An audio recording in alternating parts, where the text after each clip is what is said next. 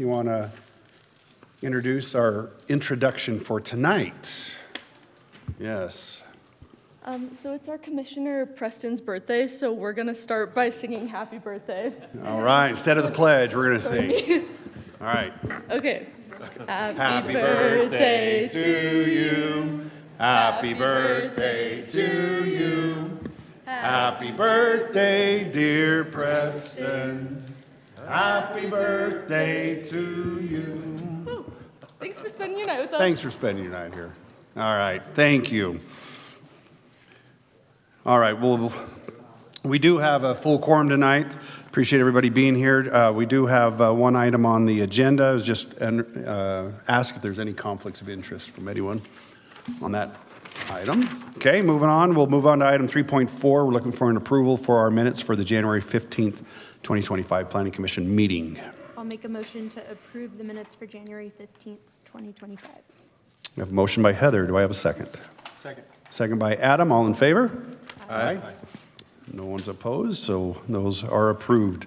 We'll move on to our single item, item 4.1. Sheldon will let you present on our review and consideration of approval of a conditional land use or conditional use to install 2 monument signs for Zions Bank.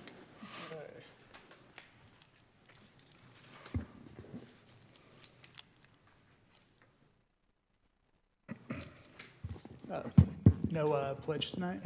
No pledge tonight. We're moving right on. We did, instead of the pledge, we did the happy birthday.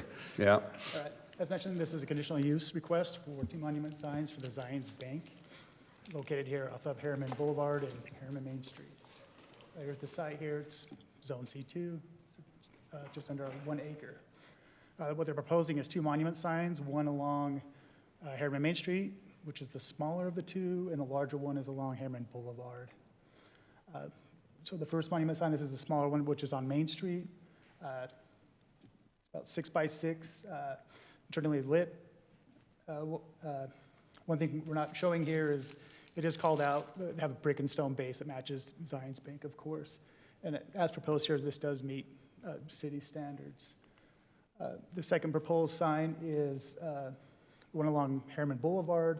The sign itself is about, 14 feet long. That's a typo on my part there. 6 feet high and 1.5 feet in depth. The overall square footage of the sign is just under 84 square feet. This does include an electronic message board, and again, the brick and base. The base will be constructed with brick, and the base and column will be finished with similar brick, well, the same brick as the Zions Bank. Now, applying the standard city ordinance standards to these signs, as I did mention, of the larger 2 signs, under staff's findings, this sign is larger than what is permitted by ordinance. And how we determine the sizes of monument signs is based on street frontage. In this particular case, they have 243 feet of frontage, and per ordinance, it's 30 feet less than that. Well, you take the frontage, take 30 feet off that, and then you get an additional square footage per every 4 feet of frontage. And based on those calculations, it comes up to 85 square feet.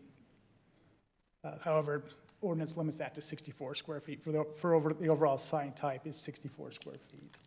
And as proposed, the sign itself is 6 feet tall, which is compliant. However, the length of the sign brings that well over the 64 square foot maximum per ordinance. Here's a few, through these findings, this is how we determined the size of this monument sign. One, under definitions, it just states that signs, it does include the support structure as well as part of that sign. And again, that's defining the sign type. Again, there's an initial definition for sign area, which refers to the particular signage itself, where the letters, numbers, and stuff are located on the sign. Now, being that this is a monument sign, the sign type is limited to 64 square feet, although the sign area is measured differently in how we determine the size of the sign type. In computing the size and making those calculations on this particular type of sign, where it's a ground-mounted sign, where it does not converge, where both sides are parallel and they don't converge at an angle greater than 45 degrees, we only take one side of that sign to determine the overall square footage. Now, based off the sign type and how we define that sign, we do include that structure. Therefore, we determined that that sign could be no more than 64 square feet. Again, looking further down into those calculations there, the blue area there just talks about how we measure those sign copies per se. So in an instance where you have like an image or channel letters, as opposed to measuring each letter and trying to determine that, we just draw boxes and et cetera around those. And then the latter section there is referencing like three-dimensional signs. With that being said, staff does recommend approval of this request with, under the condition that either monument site exceeds the 64 square feet that's permitted by ordinance. Okay. Any questions for Sheldon from the Planning Commission this time? Good. The applicants are here. Thank you.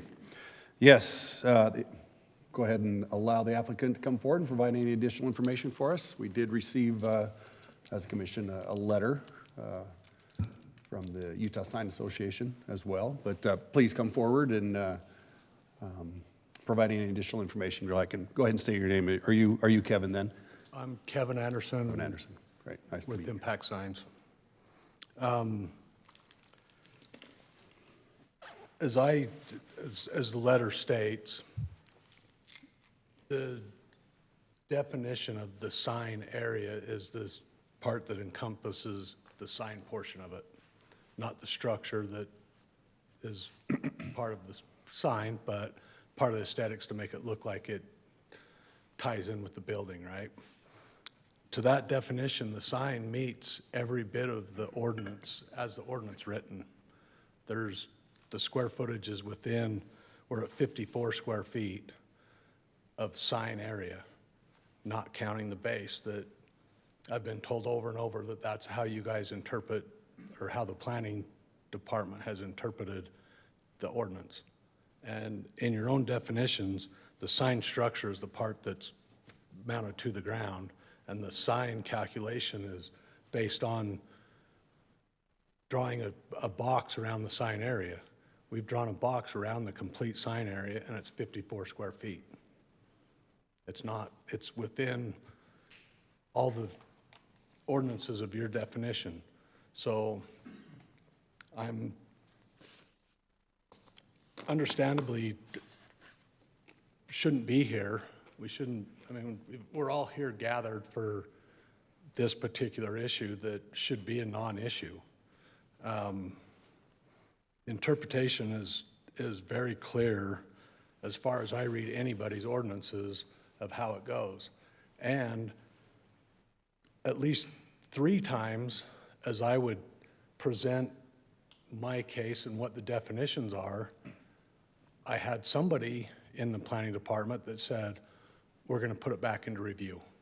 And I'd say, oh, okay, they understand. Then I would get an anonymous, every time I had an anonymous email that would tell me, nope, we've always, not a planner's name, an anonymous email from the planning department that said, we've always calculated the base and the column as part of the square footage. At one point, they were just arguing that I had to change it back to brick and not use the stone that was on the building. Well, the stone is probably 35, 40% of the building. The other part is brick. Myself, the bank, felt that the stone was more aesthetically pleasing on the sign, and that was one of the reasons it bounced back, because they told me, no, it has to be brick. Well, then I sent them a rendering, the architect's rendering, that shows the percentage of stone versus brick on the building, and I got another email saying, oh, we're going to put this back into review. And I said, okay, they understand. And then a couple days later, nope, it's still too big. You need to go to the Planning Commission. So I don't know what more to try to put forth, that the Planning Department is not interpreting their own ordinance correctly. Okay, anything more? Is there any questions for applicant at this time. I'll ask a question. So you deal with this with lots of different cities? What's that? You deal with this in various cities, correct? Yeah, that's what we do every day is read ordinances and first thing we do as a sales team is look at the property, look at the ordinance, put signage together that falls within city ordinances. It's what we do every day. It's not, I'm never trying to push an envelope and go beyond an ordinance because I don't want to get down that road and have a customer want their sign and then not being able to get a permit for it. Yeah. Okay. Okay. All right, thank you. We appreciate you being here. All right, I think we all understand the item before us. The interpretation is primarily the discussion as to how we calculate the square foot maximum on these. And I guess as a point of clarification, the signs would come to us regardless of the size as well. That is a conditional use for us. So we would see these regardless of the size, I believe. So anyhow, any discussion then regarding this item? Thoughts from the commission? We've had signs talked about many times, and we've always been consistent in this, so I'm comfortable with the way the staff's interpreting it based off the impacts that the staff report points out, and I would say that I don't want to deviate off of what we've been doing for years. Okay. I'm ready to make Anyone a else have any thoughts or Yeah, I have a discussion? comment. Yeah. We don't have a process for them applying for a bigger sign or square footage, correct? Correct. That is correct. I want to make that. Goes into the Make that interpretation of known. what the ordinances are at this time. Any other thoughts? Opinions, discussion? I mean, I'll make this after.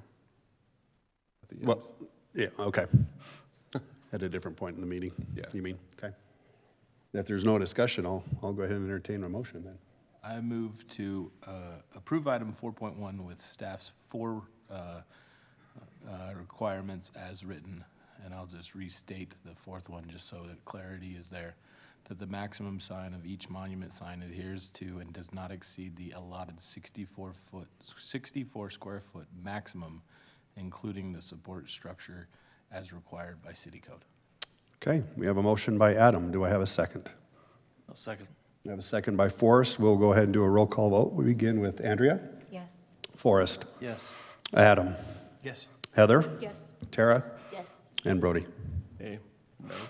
All right, that motion does pass as stated, and we will go from there. So with that, we'll move on to item 5, which is comments, and I believe, Brody, did you want to make a comment at this time regarding? Yeah, I just. Go ahead. It's more of for future signs, if there's a way for someone to come to us and say, hey, I feel like this is maybe I don't know if you call it variance or something that makes sense in their mind where it's like, hey, this sign's bigger. Here's the reasons behind it, which are for the usage or the type. I don't know. I love signs. I like some of the huge signs that are on State Street. There's a big bowling pin. Some of these are more like an architectural feature than just some of the signs that we see today. Like they're three-dimensional. They have a lot of other elements to it. So I feel like there's exceptions to what we just say. This is all we do. We're not going to look at any variances to what we currently have. That's my comment. Okay. Anyone else? I guess for me, it would be good to do some clarification on our ordinances to make sure that the interpretation is clear for future reference as well, so that If there's a concern. if there is a concern, yeah. You know, because I know, yeah. Anyhow, maybe we just need to clean up just if we're hearing some differing opinions here, but we should probably clarify that. What would be Yeah. appropriate would be to schedule a future work session where we look at our sign ordinance. Yeah. And we could look at whether or not there's clarifications that are warranted, or maybe looking at some exceptions. I understand, as mentioned by Commissioner Jacobson, that in the past, the city has really worked hard to try and encourage a coordinated sign plan for a lot of these projects, and we certainly have favored monument signs for individual sites, but this is certainly something that the commission can review, subject to, you know, if you recommend a modification, of course, that's subject to council review. So. Right, right.